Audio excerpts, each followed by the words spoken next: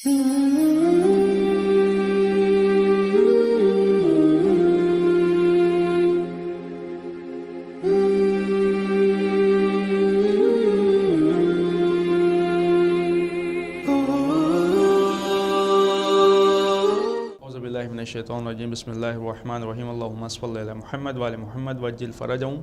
नाज़रीन सलाम अलैकुम व रहमतुल्लाहि व बरकातुहू। मैं आपका मेज़बान सैयद रिज़वान नक़वी आज एक अहम प्रोग्राम लेकर हम हाज़िर हुए हैं आप तमाम की खिदमत में। जैसे कि आपके इल्म में है कि इस्लाह नफ्स पर खुसूसी प्रोग्राम ये इस वक्त चैनल पर नश्र किए जा रहे हैं, आप देख रहे हैं, जिसमें हमारा साथ दे रहे हैं हुज्जतुल इस्लाम वल मुस्लिमीन आली जनाब मौलाना सैयद फैज़ अब्बास मशहदी साहब क़िबला, जिन्होंने अभी इससे पहले भी हमारे साथ इस प्रोग्राम में गुफ्तगू की है। और आज एक बार फिर से हम क़िबला का इस्तक़बाल करते हैं और उनकी खिदमत में चलेंगे और फिर अपने प्रोग्राम का आगाज़ करेंगे। जनाब सलाम अलैकुम। वालेकुम सलाम व रहमतुल्लाह।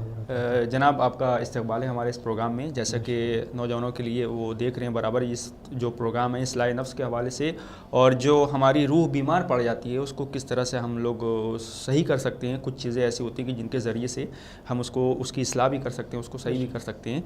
तो अभी जैसे कि हम लोगों की गुफ्तगू जनाब हो रही थी लालच के हवाले से, जो अभी लास्ट एपिसोड हम लोगों का गया है तो उसमें लालच पर बात हो रही थी। जो लालच एक बीमारी है, सरकशी।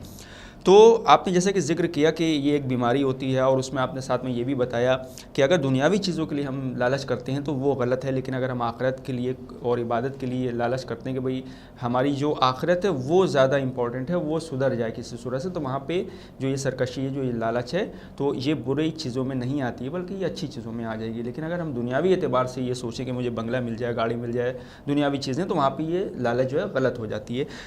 हम ये चाहेंगे कि जैसे कि आपने अभी ज़िक्र किया लालच का, तो इसका मुआवजा भी बता दीजिए कि जैसे लोग जानना चाहते हैं कि भाई हम कैसे इसका इलाज करें, क्या तरीक़ा है, क्या ऐसा तरीक़ा है कि जिसके ज़रिए से जो है हम इससे बचें और इसका इलाज हो जाए।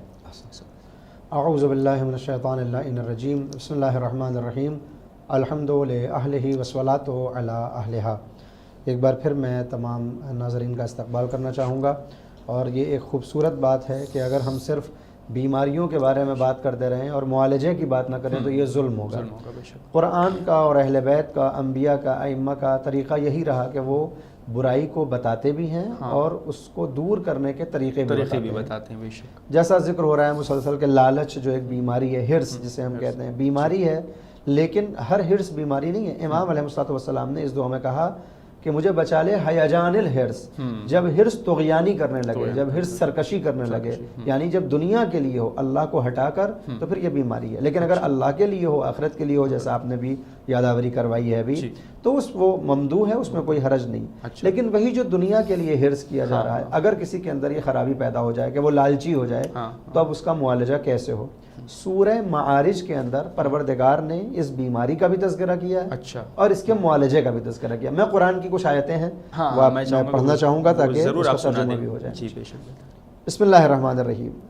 खालिक़ कायनात सूरह मारिज में आयत नंबर 19 में ये बयान करता है, इन्नल इंसाना खुलिक़ा हलुआ। परवरदिगार कहता है कि इंसान को हमने लालची ही पैदा किया है। अच्छा, ये एक बड़ी बात है कि बाज़ वक्त हो सकता है कोई ये सोचे कि लालच बहुत बुरी बात है। अगर लालच हमेशा बुरा होता तो परवरदिगार कभी इंसान को लालची नहीं पैदा करता।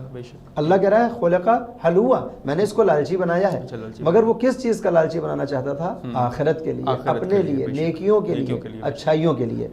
परवरदिगार कहता है इन्नल इंसाना खुलिक़ा हलुआ इज़ा मस्सहु शर्रु जज़ूआ व इज़ा मस्सहुल खैरु मनुआ। लेकिन होता यह है कि जब इसको हमने ऐसा पैदा किया दुनिया की खराबियों की वजह से, फिर ये इंसाफ नहीं कर पाता है, और जब इसको कोई तकलीफ पहुंचती है तो ये जज़ा और फज़ा करने लगता है। अच्छा, फरियाद करने लगता है, मैं ही मिला था इस बुराई के लिए, मैं ही मिला था इस अज़ाब के लिए, मैं ही मिला था इस इम्तिहान के लिए। लेकिन जब माल मिल जाता है तो बखील हो जाता है।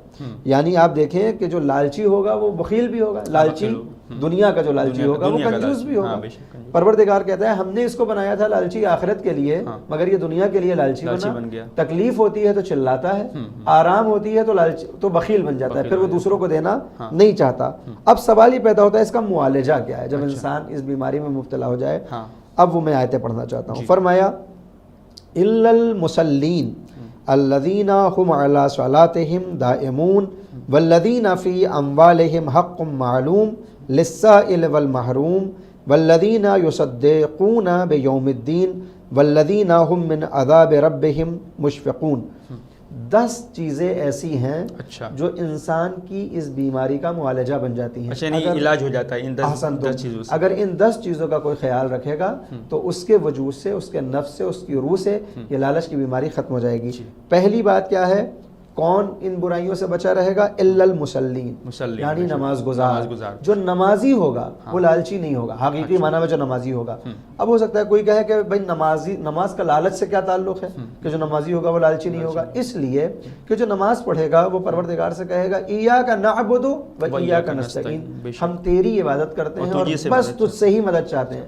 تو جس کے ذہن میں ہر وقت یہ بات چلتی رہے کہ وہ اللہ سے بس مدد چاہتا ہے تو پھر وہ کبھی لالچ نہیں کرے گا کہ دوسرے کا بھی مجھے مل جائے. وہ پروردگار کی طرف رجوع کرے گا، بار الہ تو میرے اس چیز میں اضافہ کر دے. اور جناب یہ بہتر بات بھی ہے کہ جیسے کہ انسان کسی سے لالچ کر رہا ہے، اس سے امید لگا رہا ہے، اس سے بجائے امید لگانے کے بہتر ہے کہ خدا سے وہ امید لگائے کہ جس طرح تو نے اس کو رزق میں اضافہ کیا اس طرح اللہ مجھے بھی دے دے، تو اللہ سے زیادہ بہتر ہے. تو یہ نماز سب سے پہلا معالجہ ہے کہ نماز گزار ہونا چاہیے.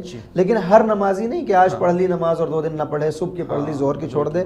فرمایا الذین هم علی صلاتہم دائمون، جو مسلسل نمازوں کو پڑھتے رہتے ہیں. صرف ایک مرتبہ پڑھ لے اور سوچے لالچ کا علاج ہو جائے، کہا نہیں، مستقل ہر وقت نماز پڑھو تاکہ یہ بری بیماری تمہارے اندر سے نکل جائے، یا اگر نہیں ہے تو وہ تمہارے نزدیک نہ آنے پائے.